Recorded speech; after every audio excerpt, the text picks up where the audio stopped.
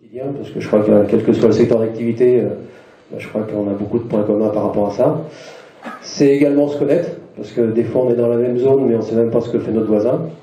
Et puis en échangeant les idées, ça permet aussi voilà, de dire finalement, au lieu d'aller chercher une société qui peut se retrouver à 50 km, on l'a à 200 mètres de chez soi. Donc voilà, c'était un petit peu l'idée du club. Donc le club est organisé avec différentes commissions, les thèmes sont discutés. Ce qui a eu lieu, c'était à la Ménitrée, donc la brasserie La Piautre, donc c'était un moment de convivialité, très intéressant.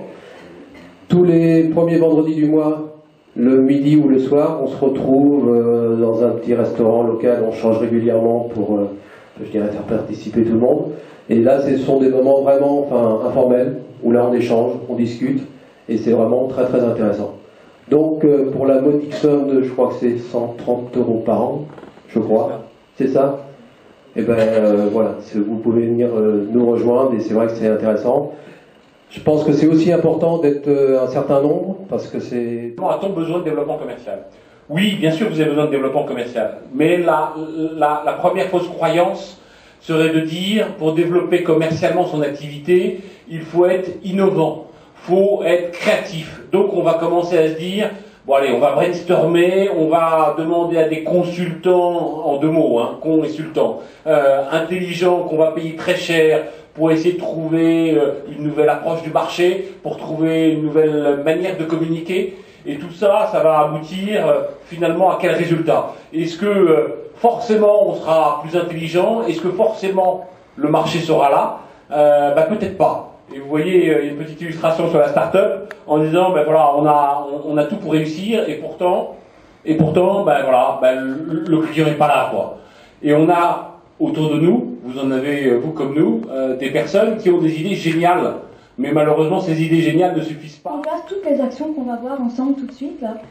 Mais ce qui est important surtout, c'est déjà de savoir aussi ce que vous faites vous. Alors, je travaille avec des menuisiers, on a pas mal de menuisiers, on a artistes. L'isolation de comble, moi qui va faire l'isolation par l'extérieur, qui va faire de l'agencement de cuisine, qui va faire de la menuiserie extérieure, voilà. Puis en plus, ça veut dire quoi, de la menuiserie extérieure, de la menuiserie intérieure? On ne sait pas.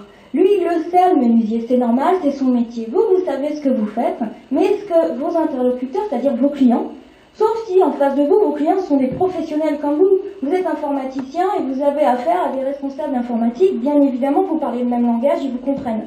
Si vous vendez à des professionnels qui ne sont pas du même métier que vous, ou à des particuliers qui ne sont pas du même métier que vous, encore moins, il faut être bien clair sur ce que vous vendez. Expliquer ce que vous faites avec un langage clair et compréhensible. Et surtout, j'appelle ça le bénéfice client, expliquer ce que vous pouvez apporter à vos clients, c'est-à-dire l'intérêt qu'ils vont avoir à travailler avec vous. Je dirais que peu importe en fait l'offre que vous avez, c'est surtout ce que vous... De toute façon, on est tous concernés par cette problématique ou des solutions qu'on a à chercher dans nos entreprises. Donc, merci pour cette vos interventions, votre présentation. J'ai vu des personnes qui sont arrivées tout à l'heure, donc je voudrais remercier Monsieur Togourdeau, maire de Beaufort, qui nous a mis à disposition cette salle. Merci, parce que c'est vrai que c'est le cadre idéal pour ce genre de soirée. Monsieur Pau qui est arrivé également, avec les élus que j'ai présentés tout à l'heure, donc merci de votre présence. Qu'est-ce que j'avais...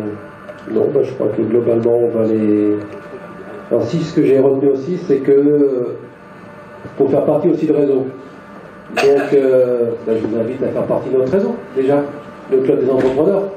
C'est un réseau sympathique, donc si vous êtes intéressé, donc vous allez sur le site internet, qui est très bien, un site qui est très bien fait, par une entreprise du coin d'ailleurs, c'est un 6 pour ne pas le nommer.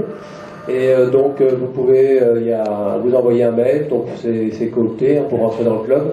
Et en général, il n'y a pas de souci, donc venez nous rejoindre et ce sera avec plaisir. Oui, tout à fait.